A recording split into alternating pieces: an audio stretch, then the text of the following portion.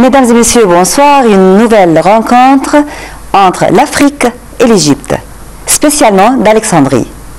Nous partageons ensemble un message d'humanité, de culture, de civilisation et surtout d'amitié dans notre magazine Africa. Booming economy, sustainable, green energy, free trade agreements, jobs, empowered women, business transactions, transforming Africa. We promised Africa to deliver the promise of Africa. Egypt, the beating heart of Africa, hosts the 2019 Investment for Africa Forum, a unique pan-African platform. Governments, more than 90 countries, prominent regional and international investors, global financial institutions. At the new administrative capital, Egypt, November 22nd to 23rd, 2019, under the high patronage of His Excellency Abdel Fattah el-Sisi, President of the Arab Republic of Egypt and Chairman of the African Union.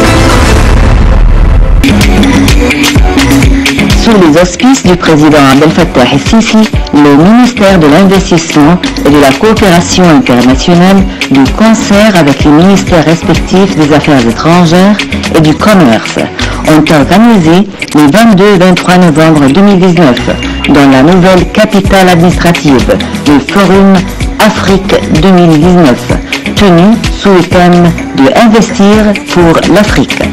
Nombre de chefs d'État et de gouvernement et de ministres africains ont plus de 2000 partenaires du développement en Égypte, d'entrepreneurs, d'investisseurs, d'éminentes personnalités d'affaires provenant des 4 coins de la planète y ont participé dans le but de stimuler l'investissement dans le continent africain.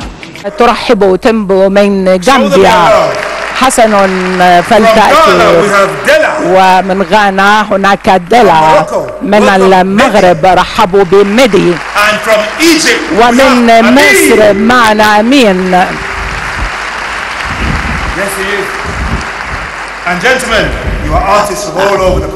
وهؤلاء الفنانين من كامل القارة الإفريقية. أنتم تجلسون هنا فالأرجو أن توحدونا وتخلقوا هذه الوحدة. عنشوني عينيك يا بنت بلدي عنشوني عينيك Le forum s'est tenu cette année, alors que le président Abdel Fattah el-Sisi est le patron de l'Union africaine, ce qui fait de cet événement une plateforme qui vise à mobiliser les institutions internationales et le secteur privé afin d'investir en Afrique. Le forum a donné l'occasion à chaque État pour étaler son expérience réussie, son climat favorable aux investissements et les chances qui y sont disponibles. Infrastructurelle, la stimulation des investissements en faveur de la transformation industrielle en Afrique, les horizons de l'investissement arabo-africain, l'investissement dans le capital humain, le renforcement des potentialités concurrentielles du secteur privé africain et les chances de croissance des start-up étaient les thèmes abordés au cours des séances.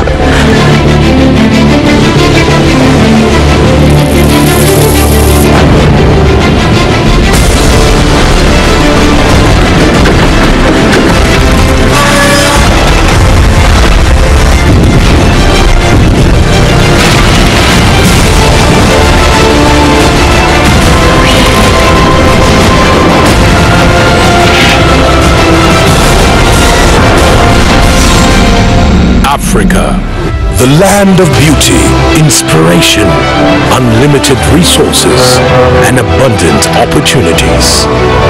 With 6 of the top 10 fastest growing economies in the world, highest global rate of growth for FDI inflows in 2018. steady economic growth rate of 3.5% in 2018, the largest global industry destination, a thriving market for renewable energy, a booming momentum for digital transformation, a wide talent pool of eager, visionary, and pioneer young women and men, promising entrepreneurs and innovative startups, huge marketplace of businesses and consumers, further broadened with the African Continental Free Trade Agreements officially going into force in 2019.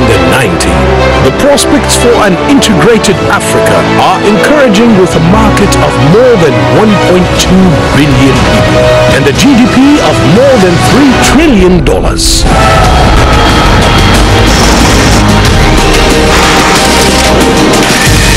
The continent is repositioning itself in the global market as an emerging economic power with a potential that's full of promise.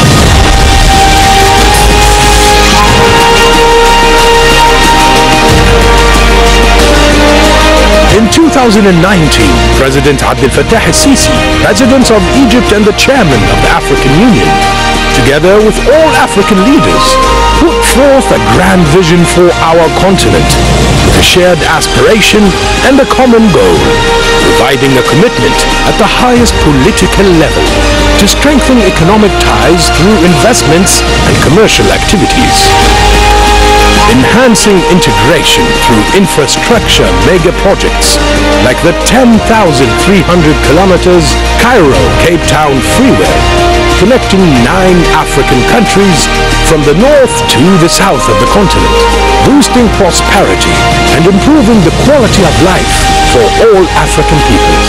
إن قارتنا الإفريقية تمتلك من المقومات والموارد المتنوعة والموقع الجغرافي المتميز جنبا إلى جنب، مع ما لديها من إرادة سياسية ورؤية واضحة المعالم لتنفيذ الإصلاحات وإقامة مشروعات الربط والاندماج الإقليمي وتفعيل اتفاقية التجارة الحرة القارية. On behalf of all African nations, Egypt invites the world's leading investors, financial institutions, and development partners to take part in the greatest transformation the continent has ever witnessed. To connect to Africa and connect with Africa, for the time couldn't be more perfect. Investment for Africa Forum 2019. Toujours l'art groupe les différentes civilisations. Aujourd'hui, on va savoir les relations entre l'art et l'Afrique, l'art égyptien et l'Afrique. Nous avons avec nous le professeur Dr Abir Qasim, chef du département d'archéologie grecque et romain. Soyez bienvenue avec nous. Merci beaucoup à vous. Tout d'abord, on voudrait savoir la relation entre le département gréco-romain et l'art égyptien et l'Afrique. Tout d'abord, il y a une grande relation entre l'art et l'Afrique et l'Égypte, bien sûr, puisque je suis chef de département de l'archéologie grecque et romaine. Il y avait des relations anciennes entre l'Égypte dans la période ptolémaïque et romaine avec l'Afrique, non seulement avec l'Égypte, mais aussi avec toute l'Afrique, ou peut-être presque toute l'Afrique. Bien sûr que nous voulons ici dire que nous parlons de l'Afrique jusqu'à la moitié de l'Afrique, et c'est ça qui était connu dans l'ancienne période de l'histoire de l'Égypte, ce que nous allons parler. L'Égypte, elle a vécu une période avec les Ptolémaïques et puis avec les Romaines, et cela avec des relations non seulement en Égypte et pas seulement au sud, mais aussi avec l'Algérie, la Tunisie, la Numidie qui était le Maroc, aussi le Soudan et ces pays-là qui sont près de nous. Bon, mais quand même, qu'est-ce qui veut dire le mot d'Afrique? L'origine de ce mot? L'origine de ce mot Afrique, ça vient du mot Afrikos, c'est un mot latin qui veut dire le vent qui souffle sur Carthage, et Carthage qui est situé en Tunisie. Et ce mot-là, Afrikos, il est devenu l'Afrique, et en désignant tout le continent de notre Afrique. Comment l'Égypte a pu influencer l'Afrique dans le domaine de l'art? L'Égypte, dans toutes ces périodes historiques, elle avait une grande influence sur les autres pays qui sont autour d'elle. En Afrique, et aussi dans la Méditerranée, et surtout en Afrique. Nous avons vu cette influence-là, ces influences-là sur l'architecture, l'art, la sculpture, la peinture, la mosaïque, les divers sortes d'art. Toujours, le Nil était comme sorte de partage entre la civilisation égyptienne et la civilisation africaine. Comment le Nil a pu influencer les différents arts ici en Afrique? Le fleuve Nil, il n'est pas seulement pour l'Égypte, mais c'est pour toute l'Afrique. Il réunit entre presque 5 ou 6 pays de l'Afrique. On partage ensemble ce Nil-là. C'est pas simplement de l'eau qui roule de l'Afrique jusqu'à notre Égypte et la Méditerranée, mais c'est une sorte de civilisation qui nous réunit toutes ensemble et tous ensemble autour de ce fleuve-là. On a vu le Nil sur la peinture égyptienne. En plus, elle est devenue comme un modèle qu'on peut le voir dans les arts, dans les différents arts africains, aussi dans les arts de la Grèce, l'Italie, autour de la Méditerranée. C'était pas simplement une sorte de zigzag pour dire que c'est de l'eau ou le Nil, mais c'était comme brand, comme une mode qui se trouve dans les différentes sortes d'art. Et c'est ça qui fait que notre Nil, c'est pas simplement un fleuve, mais c'est comme un brand. Comme un brand. Oui, c'est ça. Toujours, le Nil restera comme moyen de relation, de paix, d'humanité et d'amitié entre l'Égypte et l'Afrique. Merci beaucoup, Dr Abir. Merci à vous.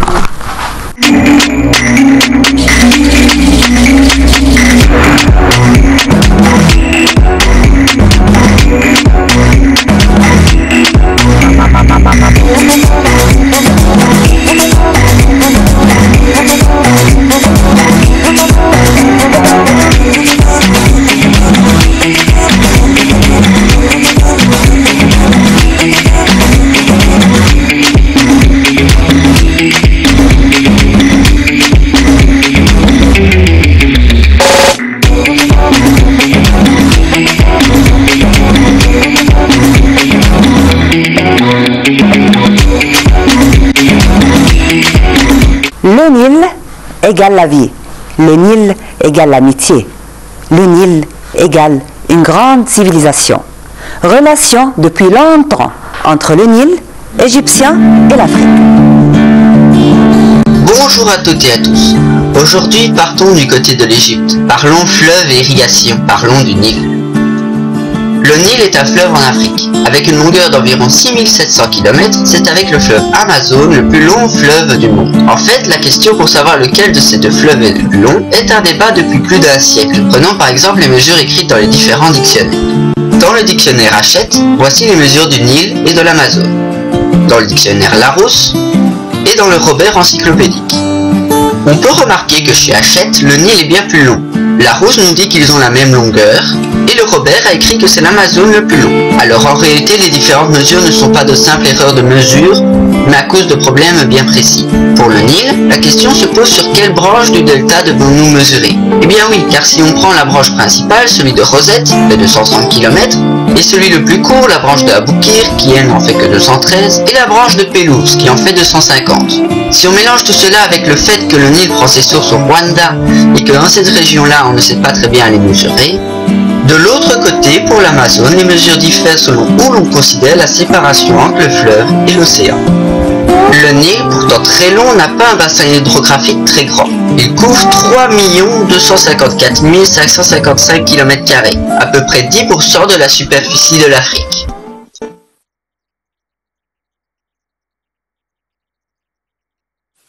Le Nil est issu de la rencontre du Nil blanc et du Nil bleu. Le Nil blanc, le Nahr el-Abyad, prend sa source au lac Victoria. Le Nil bleu, le Nahr el-Azraq, est issu du lac Tana en Éthiopie. Le lac Victoria étant quant à lui entre l'Ouganda, la Tanzanie et le Kenya. Ces deux branches unissent à Khartoum, la capitale du Soudan. Après, le Nil se jette dans la Méditerranée en formant un delta au nord de l'Égypte. En comptant ces deux branches, le Nil traverse le Rwanda, le Burundi, la Tanzanie, l'Ouganda, l'Éthiopie, le Soudan du Sud, le Soudan et l'Égypte. Il longe également le Kenya et la République démocratique du Congo. Et son bassin versant concerne aussi l'Érythrée grâce à son affluent le Tékézé. De nos jours, les eaux limoneuses du Nil sont captées et redistribuées sur les terres agricoles grâce notamment au barrage géant d'Aswan, dont la construction dans les années 1970 a nécessité le déplacement de plusieurs temps, dont ceux d'Abou Simbel, qui aurait été noyé dans la retenue du lac Nasser. Autrefois, le fleuve débordait chaque été, déposant du limon fertile sur les champs et irriguant les terres agricoles grâce au système de canaux que les anciens Égyptiens avaient creusés.